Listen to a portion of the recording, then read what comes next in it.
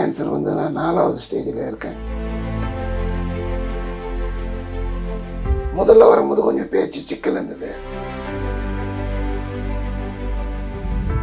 வாரத்தில் ஒரு நாள் மட்டும்தான் சாப்பாடு.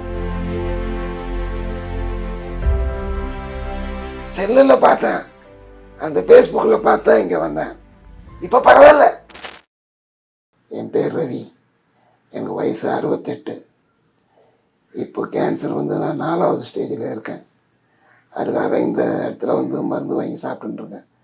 இப்போ இது 3வது தடவை நான் வரேன். பரவாயில்ல, நல்லா இருக்கு, எந்த வித இதுவும் இல்லை. அவங்க சொன்ன உணவு பழக்கங்களை ஃபாலோ பண்ணுறேன். எந்த வித தொல்லை இல்லாமல் நல்லா இருக்கேன். மாற்றம் எனக்கு ஒன்றும் தெரியல, அப்படியே இருக்கேன். பேச்சு தான் கொஞ்சம் இப்போ கொஞ்சம் நல்லா பேசுகிறேன். முதல்ல வரும்போது கொஞ்சம் பேச்சு சிக்கல் இருந்தது. இவங்க சொன்ன உணவு பழக்கங்கள் பொதுவாக நான் வந்து இப்போது அரிசி சம்மந்தப்பட்ட சாப்பாடுங்க சாப்பிட்றதில்ல. இட்லி, தோசை, பூரி, பொங்கல். வாரத்தில் ஒரு நாள் மட்டும்தான் சாப்பாடு மத்தியானத்தில். மற்ற 6 நாளைக்கு கம்பு, கேழ்வரகு, சுண்டல், முட்டை, இதுதான். சிக்கன் எடுத்துப்பேன். மற்றபடி மட்டன், மாட்டுக்கறி, பன்னிக்கறி அதெல்லாம் சாப்பிடுறேன். டீ, காஃபி கூட ரொம்ப சாப்பிடுதில்லை. ஏதாவது எங்கேயாவது ஃபங்க்ஷன் போனால் அங்கே டீ சாப்பிடுவேன். சுகர் சுத்தமாக சாப்பிட்றதில்ல.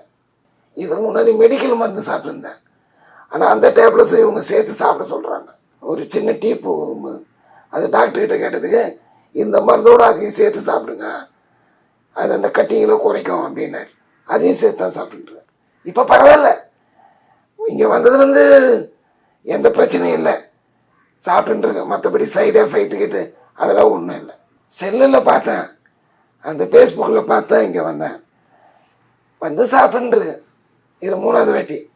இப்போ உங்களுக்கு ஏதாவது தொல்லைக்குதான்னு கேட்டார். தொல்லைலாம் ஒன்றும் இல்லைங்க. எடை கூடிச்சா குறைஞ்சிதான்னு கேட்டார். குறைஞ்சிருக்கிறேன்னா 72 கிலோ இருக்கேன். நான் இங்கே வரும்போது 76 கிலோ இருந்தேன். மற்றபடி எந்த பிரச்சனையும் இல்லை. பேச்சு வந்து முன்னே நான் ரொம்ப சவுண்டாக பேசுவேன். இந்த பேச்சு தான், வேற என்ன ஒன்றும் இல்லை.